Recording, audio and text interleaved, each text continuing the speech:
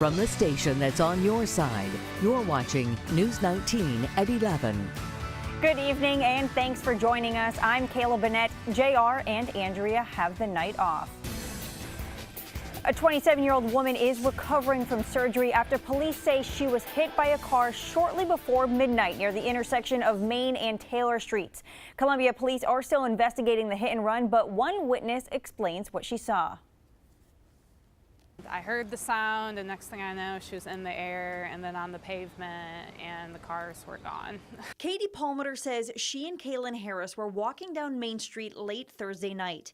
As they were crossing Taylor Street, Palmer says she saw a car run a red light and hit Harris. Immediate panic and then immediate panic for her because she's laying there screaming in pain. Columbia police released a photo from surveillance saying they want to talk to the people inside this car. I can't believe these people just left. They just hit a human being and took off and didn't even stop. Harris is recovering from surgery. She now has a plate and screws in her elbow because it was shattered, as well as a plate and screws in her foot. Palmer says despite what happened, Harris is trying to stay positive, and her co-workers at Lula Drake Wine Parlor are rallying behind her.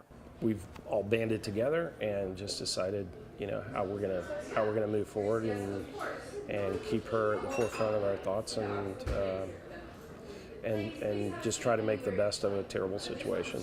As Harris begins the long road to recovery, Palmer has a message to those responsible. You need to own up for your mistakes and take responsibility. It's despicable that you could do this to another person and not be accountable. And I hope they find you. They will find you. Police say the suspect's vehicle has damage to the passenger side of the car. If you know anything about this hit and run, call Crime Stoppers at 1-888-CRIME-SC. Lexington police have identified the man they say robbed a bank dressed as a woman. He's 25-year-old Janelle Jacobs, and there's an arrest warrant out for him. The robbery happened at the Bank of America on West Main Street in Lexington just before 11 o'clock Tuesday morning. They say Jacobs entered the Bank of America dressed in a long black dress with a multicolored head cover and wore dark sunglasses. According to authorities, he showed a note to the teller demanding money and also threatened her. Police say after getting an undisclosed amount of money, the suspect ran into nearby woods. They think he's traveling in a dark orange 2005 Dodge Neon with South Carolina license plates LIA 258. You can call Crime Stoppers at 1-888-CRIME-SC to help in this case. The fallout continues over the U.S. withdrawal from an international climate change treaty. Kelly O'Hara is in Washington with more on what happened today and what's likely to happen next. The president made a very courageous decision yesterday. On Friday, the White House defended the move to pull out of the Paris Climate Accords. The head of the Environmental Protection Agency called it a bad deal that hurt the U.S. economy.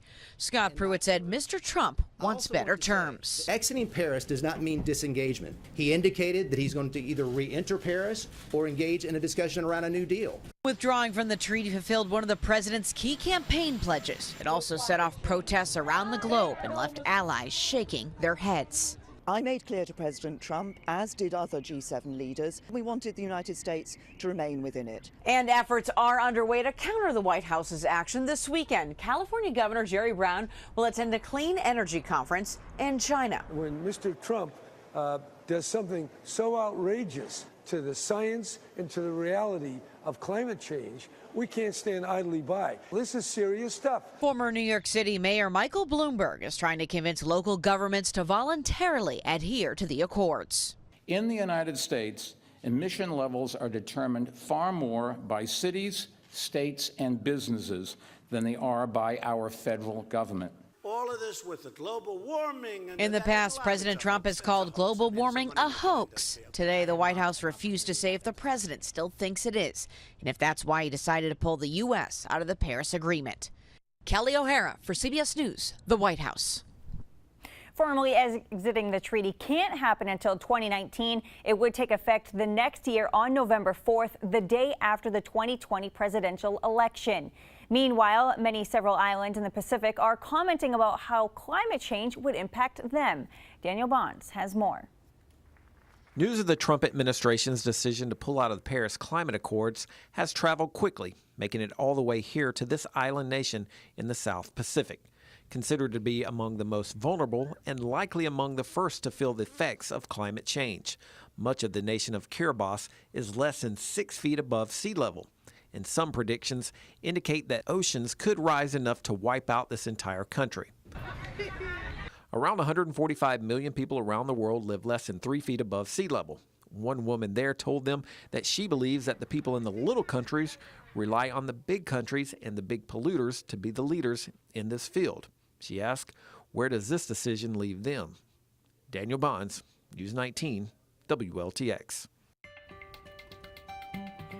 The May jobs report is out, and there's good news and bad news. Companies added 138,000 jobs last month. That's lower than what we've seen on average over the last year, but it was enough to drop the unemployment rate to 4.3%, the lowest it's been in 16 years.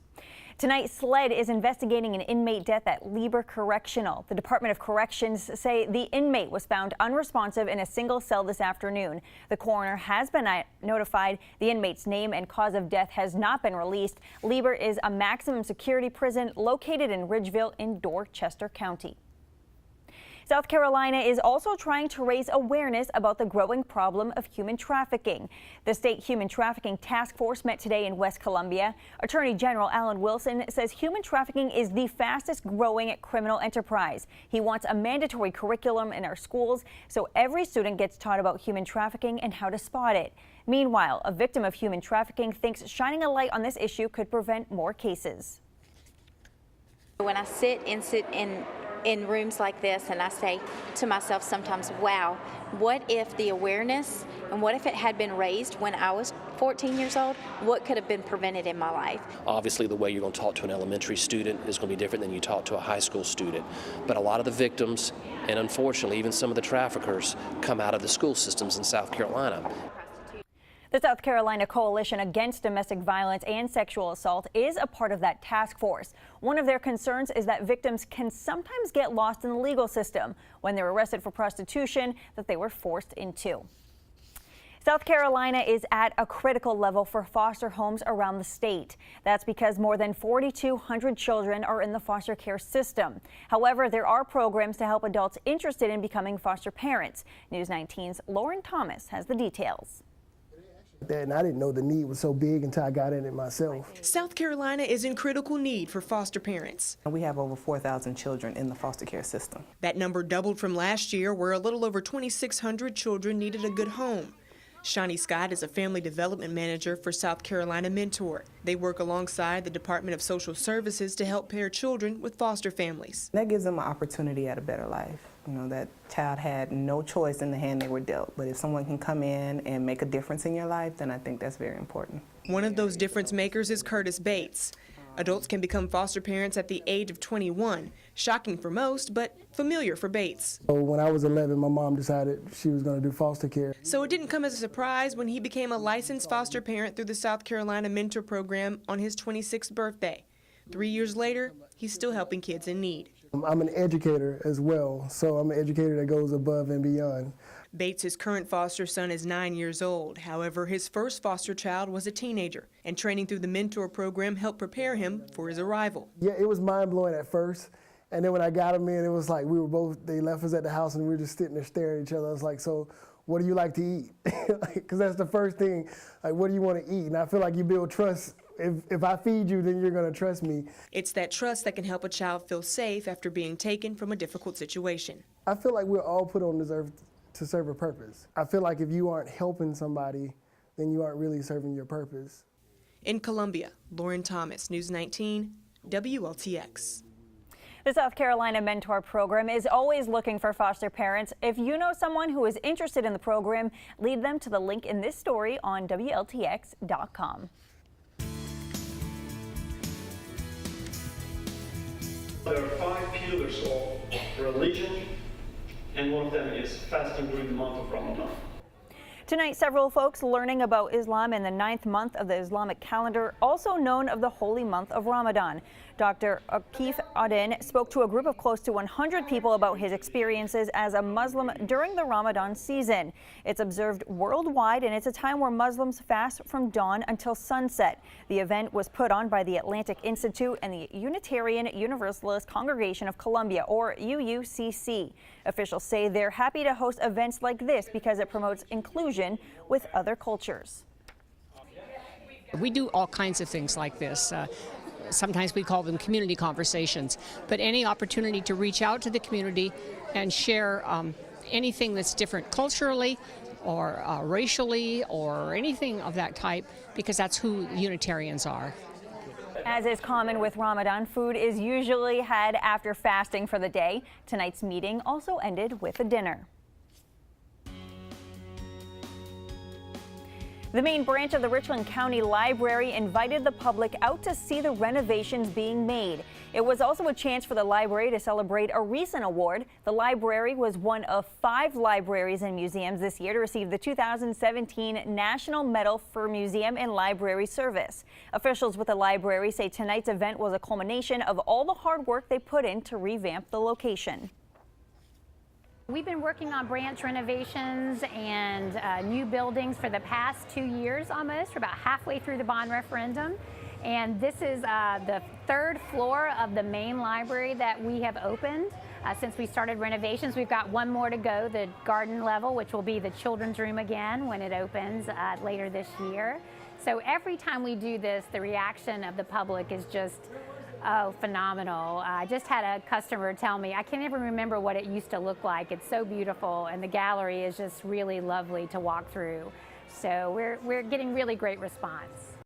Renovations continue on the main branch of the Richland County Library, with the children's section set to reopen later this year.